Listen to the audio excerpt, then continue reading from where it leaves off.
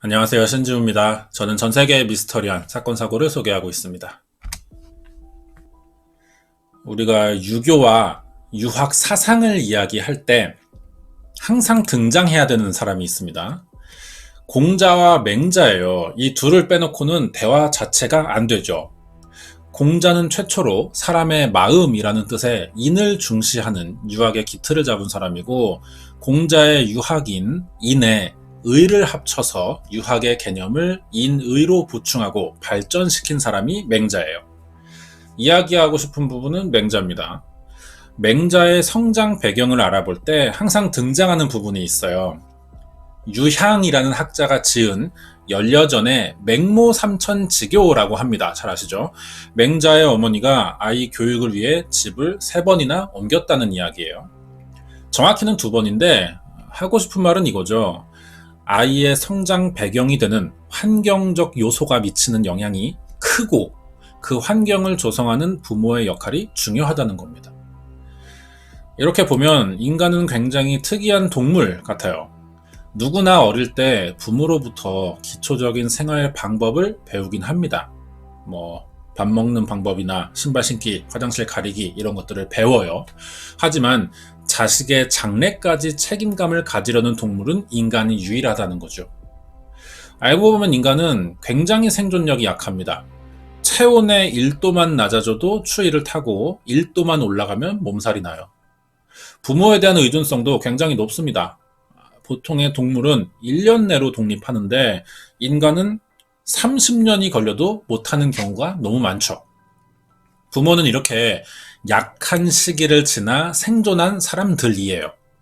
그래서 앞으로 이 시기를 보내야 할 자기 자식을 보호하려는 심리는 당연해 보이기도 하는 거죠. 하지만 이게 지나친 부모들이 있습니다. 내 아이를 위해 신경 쓰는 중이라고 생각하지만 알고 보면 오히려 아이의 생존력을 떨어뜨리는 간섭과 집착, 통제를 하는 경우인데요. 이런 가정 환경은 어떤 식으로든 아이에게 역효과가 나올 겁니다. 부모의 간섭으로 스트레스를 받는 아이는 언제, 어떻게 이해할 수 없는 돌발적인 행동을 보일지 몰라요. 반대로 너무 무관심해서도 문제가 되겠죠. 제대로 아이를 교육하지 않으면 지적 수준이 떨어지고요. 잘 먹이지 못하면 성장 발달이 늦어집니다. 이때도 생존력은 낮아지고요. 결국 제대로 준비된 부모만이 아이의 생존력을 높여서 제대로 독립시킬 수 있다는 거죠. 여기에 해당되는 사건이 있는데요. 부모가 대체 어떤 기준으로 아이를 대해야 가장 이상적일지 고민해 볼 만한 내용입니다. 자세한 내용 궁금하시면 구독과 좋아요 부탁드립니다. 이 사진은 일본의 수도인 도쿄 지도입니다. 도쿄는 도쿄도 안에 있는 도시예요. 도쿄도는 예전에 도쿄부와 도쿄시로 나뉘어 있었습니다. 그러다 1943년에 두 지역이 병합됐어요. 이때 도쿄도가 된 거고 도쿄 23구라는 이 초록색 지역이 생겨났죠. 도쿄도 인구는 약 1382만 명 정도 됩니다. 이 중 이 도쿄 23구에만 70% 정도인 965만 명 정도가 살고 있어요. 인구가 많다 보니까 1970년대 이후 도쿄도는 높은 자치권 행사가 가능해지면서 구로 편성되어 있긴 하지만 지금은 독립된 도시에 가깝게 변형됐습니다. 그러다 보니 도쿄 23구는 각 구마다 강한 특색과 개성도 갖게 됐어요. 이 중에 나카노구라는 지역에서 일어난 사건을 알아볼 건데요. 나카노 브로드웨이를 중심으로 서브컬 테마 관광지가 된 곳입니다. 성우나 아이돌 행사가 자주 열리고요. 애니메이션을 좋아하는 사람들은 다 여기에 모여요. 그렇기 때문에 서쪽의 아키하바라라는 별명도 가지고 있습니다. 진지한 이야기 하면서 이런 말 안 쓰고 싶은데 이게 제일 정확한 것 같아요. 한마디로 여기는 씹덕들의 성지 같은 곳입니다. 나카노구에 모리타 미즈오라는 가족이 살았어요. 모리타 미즈오는 43살의 회사원이고 아내인 아사코는 44살의 주부입니다. 10살인 켄과 4살 사토시를 키우는 평범한 집안이에요. 그렇게 잘 사는 가족은 아니지만 불만 없는 생활이었고 주변 사람들과 큰 문제도 없었어요. 1982년 10월 6일 오후 6시 집에는 엄마인 아사코와 아이들만 있었고요. 집에서 TV를 보며 저녁을 먹습니다. 그러던 중 누군가가 이 집 현관문을 두드리는 거예요. 익숙한 사람의 목소리였습니다. 아사코가 문을 열어줬죠. 그리고 같은 시간 6시 50분 지역 경찰서에 전화가 옵니다. 그런데 받자마자 바로 끊는 거예요. 경찰은 아주 잠깐이었지만 전화가 끊기기 직전 여성의 비명소리를 들었는데요. 잠시 후 전화가 다시 걸려옵니다. 같은 사람이 걸었는진 모르겠지만 이번에도 말을 하지 않아요. 대신 통화가 연결된 걸 모르는지 옆에 있는 사람과 대화하는 것 같은 소리가 들렸습니다. 하지만 이 내용이 심상치 않다는 거죠. 여성이 죄송합니다. 다시는 안 그럴게요 라고 이야기하는 거예요. 그러면서 두 번째 전화도 끊깁니다. 경찰서로 이런 전화가 2번이나 걸려온다면 분명 무슨 일이 생겼다고 봐야겠죠. 수상한 전화가 걸려온 장소를 추적했습니다. 경찰이 거기 가봤어요. 경찰이 대처를 잘 했지만 현장에 왔을 땐 이미 상황이 끝난 뒤였습니다. 여기가 모리타 미즈오의 집이었어요. 집안은 피바다였고 엄마와 아이들은 쓰러져 있었습니다. 특히 아사코에겐 저항흔이 많았어요. 아이를 보호하려다 생긴 상처로 보이는데 발견된 위치가 아사코와 둘째 사토시는 거실에 있었고 아들인 켄이 전화기 옆에 있었습니다. 경찰서로 걸려온 수상한 전화는 아마 켄이 걸었던 것으로 보이죠. 자, 이제 범인을 추려야 하는데 피해자를 어떻게 공격했냐는 것에서 범인과 피해자 이 사이의 관계를 유추할 수 있습니다. 세 사람에게 총 52번을 찔렀다는 겁니다. 여기서 두 가지 생각을 해볼 수 있어요. 범행에 익숙하지 않은 사람이 흥분된 상태에서 정신없이 공격했거나 아니면 평소 엄청난 원한이 있다는 겁니다. 이 사건은 두 가지 다 가능성이 있어요. 범행에 익숙한 사람이 아니었어도 이건 너무 많은 공격 횟수였다는 거죠. 그러면 원한에 의한 범행 동기가 더 가까워 보입니다. 그러자니 이상한 건 아이들이 10살, 4살이라는 거예요. 엄마인 아사코는 성인이니까 그동안 알고 지내던 누군가와 사이가 안 좋아졌을 수도 있습니다. 하지만 초등학생, 유치원에 갈 아이들인데 누군가에게 10번 이상 공격당할 만큼 원한을 살 일은 없을 거란 말이에요. 경찰서로 걸려온 두 번째 전화에서 다시는 그러지 않겠다, 잘못했다 이런 말이 들렸는데 이건 정황상 켄이 범인에게 했던 말로 보입니다. 10살인 아이가 어떤 순간을 겪어야 이런 말을 할 수 있겠냐는 거예요. 아이 입장에선 자기가 체벌을 당한다고 생각하는 것 같거든요. 아이들에게 체벌을 할 수 있는 사람이라면 교사나 부모가 가장 먼저 생각나죠. 자, 아빠인 모리타 미즈오는 현장에 없었습니다. 왜 없었을까요? 퇴근을 못한 건지 아니면 이 사건에 연관이 있어서인지를 알아야 할 텐데 주변에서는 문제가 없어 보인다고 생각하지만 사실 알고 보면 가정불화가 있는 집이 꽤 많습니다. 이 가족도 그런 거라면 모리타 미즈오에겐 혐의를 들 수 있겠죠. 하지만 사건 현장은 범인이 피해자들에게 원한이 있었다는 정황 외에는 뚜렷한 범행의 목적이 보이지 않아요. 범인이 모리타 미즈오에 대한 원한으로 저지른 사건일 수도 있는 거죠. 현장에 범인에 대한 단서가 없어요. 수사가 쉽지 않았는데 이때 사건은 또 벌어집니다. 현장과 50m 떨어진 2층짜리 목조 아파트에서 사망한 시신 두 구가 발견된 거예요. 이번 사건에 사망한 사람은 95살의 마유미 쇼지로와 둘째 딸인 65살 사다코인데요. 모리타 미즈오 가족의 사건처럼 집안에서 사망했고요. 마유미는 1번, 사다코는 10번이나 찔렸습니다. 이 사건도 용의자를 추정하기가 어려웠어요. 하지만 두 사건은 비슷하죠. 가까운 거리의 두 가족이 필요 이상의 공격을 받아 사망했다는 겁니다. 그러면 범인은 같은 사람으로 생각해 볼 수도 있어요. 그러자니 증거라고는 오후 6시부터 6시 50분 사이 경찰에 걸려온 전화와 싫다고 하는 소리를 들은 주변 이웃들의 증언이 전부였다는 겁니다.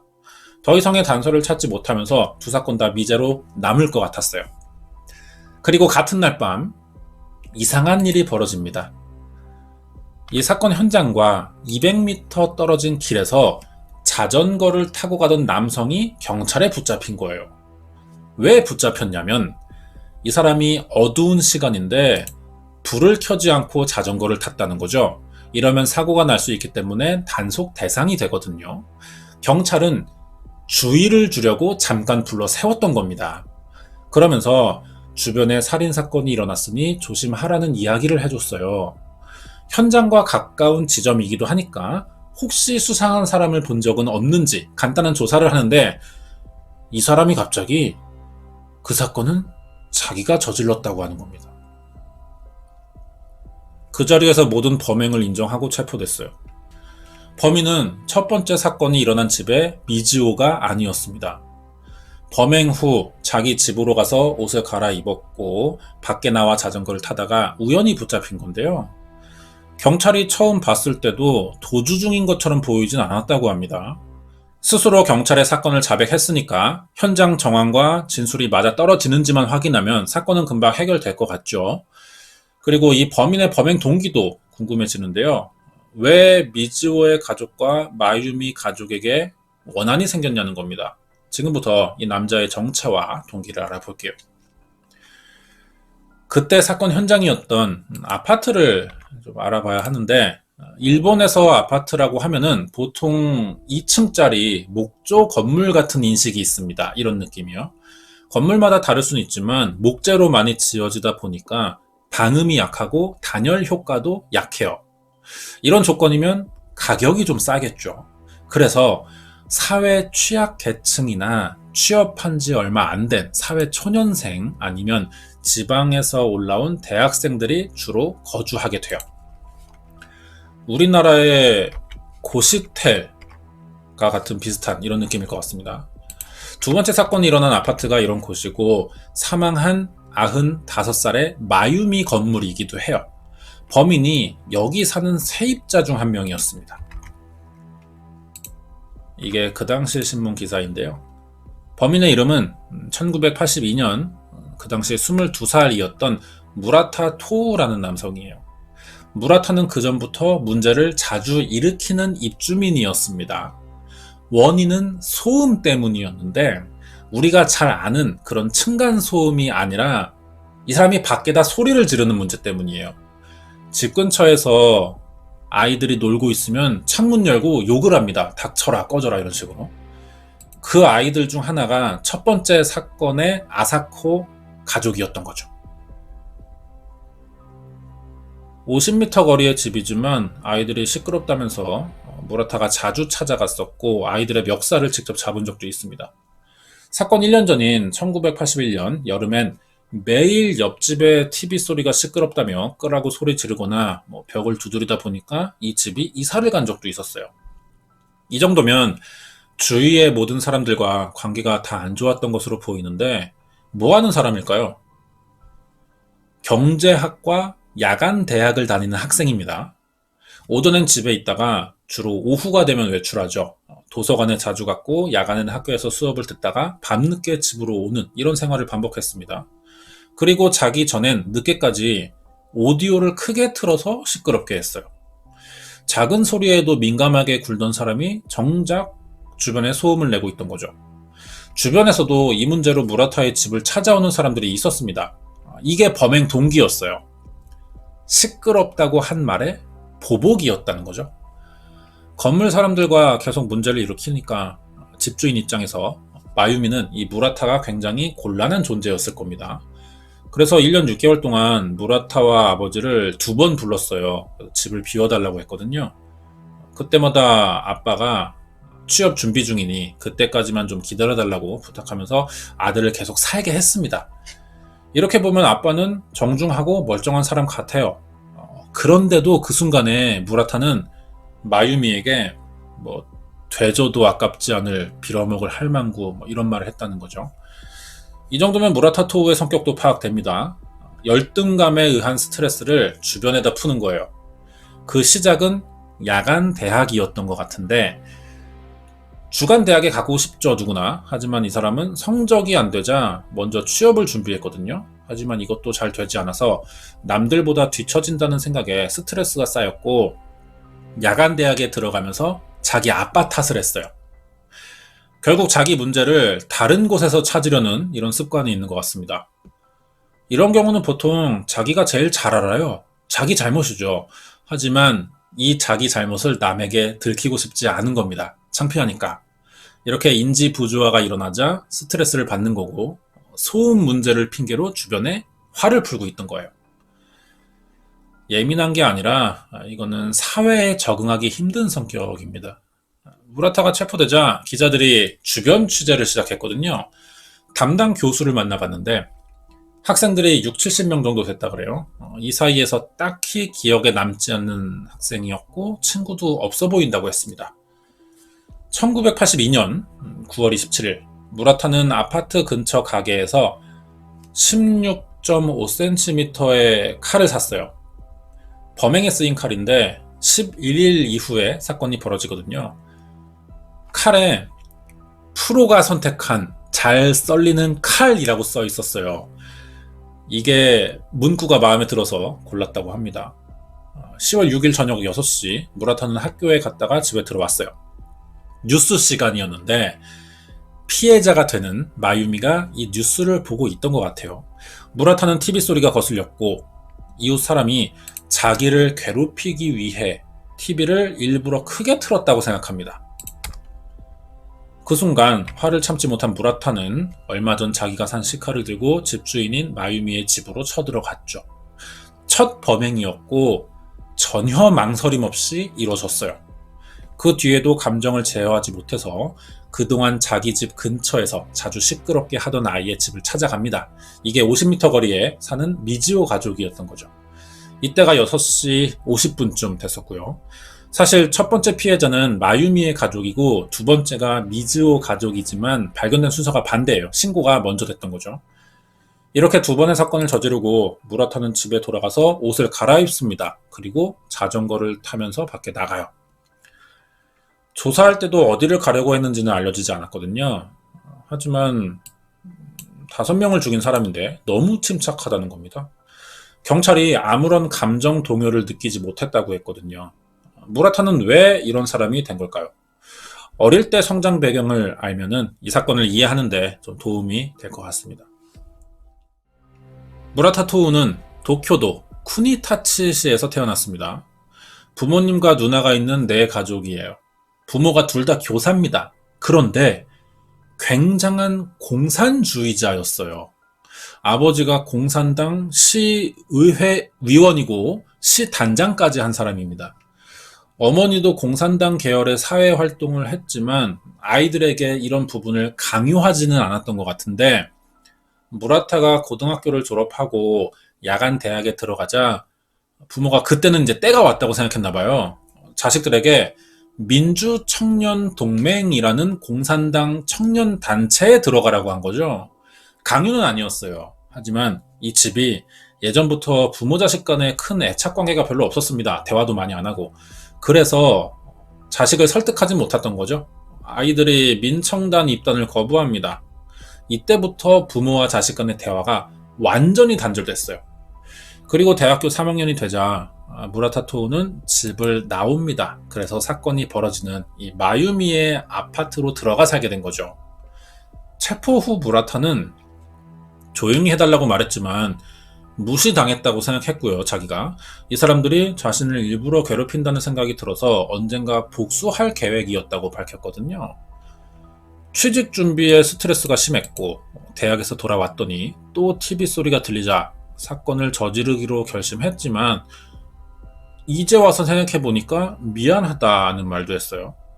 사건이 알려지자 5회 연속 시의회 위원으로 일하던 아버지는 부모로서 사회적인 책임을 당연히 져야 한다며 의원직을 그만둡니다.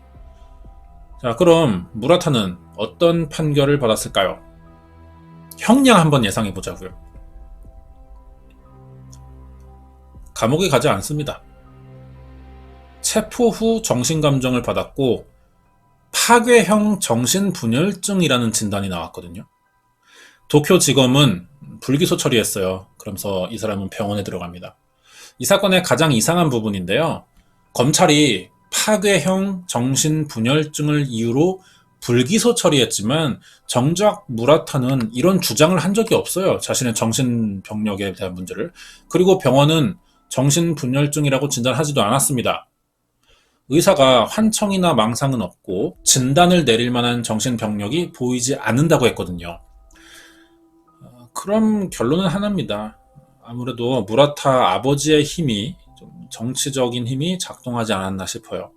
공산당 안에서 꽤 지위가 있는 당원이었던 것 같습니다.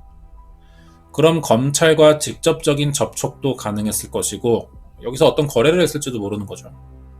병원에서 판단한 정신감정으로 무라타의 상태를 보자면 지극히 정상적인 정신이지만 단순히 이기적이고 극도로 자기 제어가 안 되는 충동적인 사람이라고 볼 수는 있어요. 모든 잘못의 원인이 자기가 아니라 타인에게 있고 하고 싶은 대로 하려는 성격이 강해서 조금이라도 아무리 사소한 거라도 생각대로 되지 않으면 크게 화를 낸다는 거죠. 간단히 말하면 어린아이가 무작정 때를 쓰는 이런 습관을 가진 겁니다. 해줘 하는 거죠.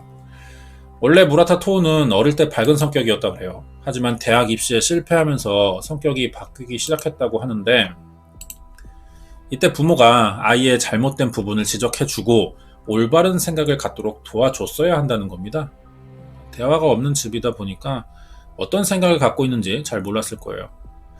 그리고 부모는 무라타를 22년간 한 번도 혼낸 적이 없다고 알려져 있어요.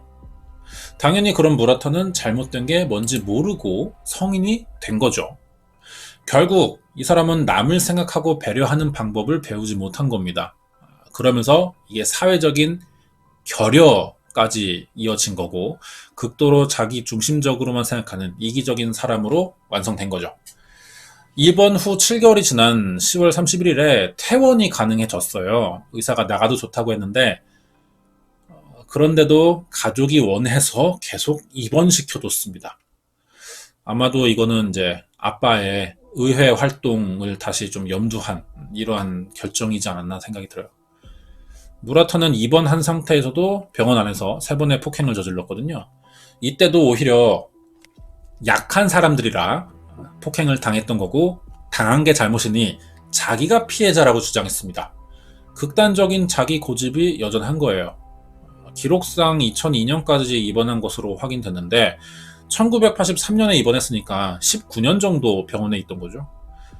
퇴원해도 된다고 했지만 가족은 왜 이렇게 오랫동안 병원에 입원시키는 건지 이해가 잘 되진 않는데요. 이런 이유는 알려져 있지 않습니다. 그리고 지금은 무라타가 어떻게 사는지도 알 수 없는 상태예요. 이후에 기사가 없어요. 무라타는 피해자들이 약한 사람들이라 자기한테 당했다고 했죠. 그리고 이게 당연하다는 겁니다. 동물들 세계면은 이건 맞는 말이에요. 강해야 생존하는 거죠. 하지만 인간은 사회적인 동물입니다. 현대 사회에서는 강한 힘보다 이성적인 사람의 생존율이 높아요. 부모가 이걸 가르쳤어야 했는데 그러지 못한 게 어쩌면 이 사건의 시작이라고도 볼 수 있습니다. 준비한 내용은 여기까지예요. 이번 이야기는 1982년 10월 6일 일본 도쿄 나카노에서 일어난 자기 중심적인 이기주의자의 살인사건 파일이었습니다.